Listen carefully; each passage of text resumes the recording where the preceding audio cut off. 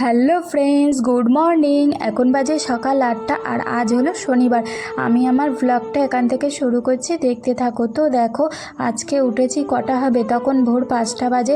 উঠে বাসি কাজ সেরে স্নান করে মন্দিরের কাজ সেরে ওপরে এসে বাসি বিছনা তুলে এই ঘরে এসে বিছনাটাকে ঠিক করে আলনার জামা কাপড়গুলো ঠিকঠাক করে নিয়েছি।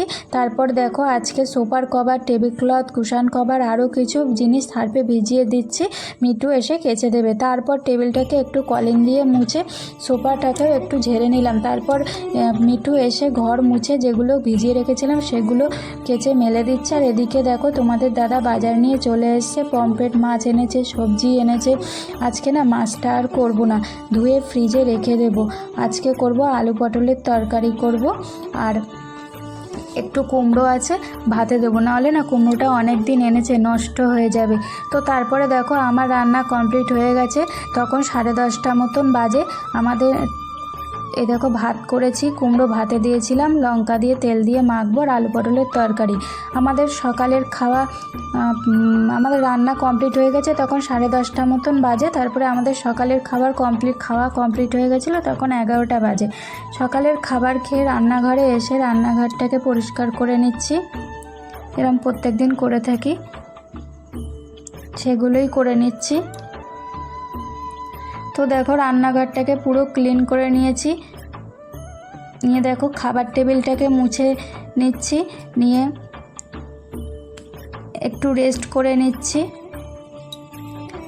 আর আজকে জানো তো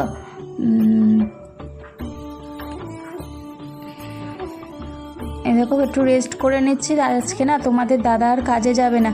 তোমাদেরকে আগের একটা ভিডিওতে বলেছি আমার মেয়ে বোর্ডিংয়ে থাকে, বোর্ডিং থেকে পুজোর 10 দিনের ছুটি আছে, সেই মেয়েকে আনতে যাবে আজকে। তারপরে দেখো তখন দুপুর 1টা মতন বাজে, তোমাদের দাদা দুপুরে খাবার খেয়ে রওনা দিয়ে দিয়েছে। ট্রেন আছে দুপুর 2টোয়, আর আসবে রবিবারের দিন রাত 2টোয় নামবে এখানে মেয়েকে নিয়ে। তারপরে দেখো আমি বিকালের কাজগুলো করে নিচ্ছি, কৌটোগুলো ধুলো পড়েছিল একটু ঝেড়ে নিয়ে চলে আসলাম ছাদে, জামা কাপড়গুলো তুলে নিয়ে আলনাতে গুছিয়ে রাখছি।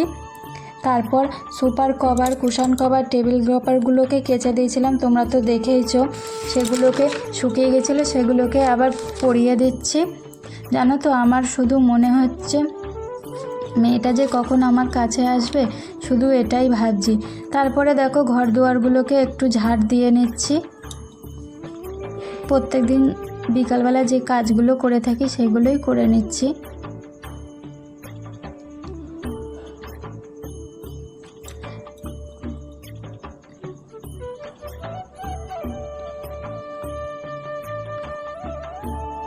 তারপর দেখো